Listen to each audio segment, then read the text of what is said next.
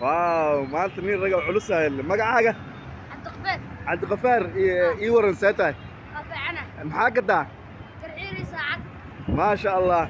ka waran bulshada ma ku gadmaan oo qiimaha asiisto ma ku kala socotaa haye maxaa dareemaysaa hadda xorriyad dareemay dadka wax gato maxay u badan yihiin saacadda may u badan yihiin maxay u badan yihiin ishaag iyo garxiirka labadooda kee laga gataa makiinad shuu ya shuu kale wixii raamiya oo daawadayaasha qiimaha qadarinta midna Samto Media ayaa nagala socotaan waxa la kulanay Cabdi Qafaar oo kamid ah dhalinyarada small business ku haysta magaalada Muqdisho hadda kadib waxa idin soo gudbin doonaa muuqaal runtii aad iyo aad ila cajibiya fadlan like iyo comment iyo share Cabdi Qafaarna commentiga waxa ugu reebi kartaan Cabdi Qafaar daawadayaasha maxaa leedahay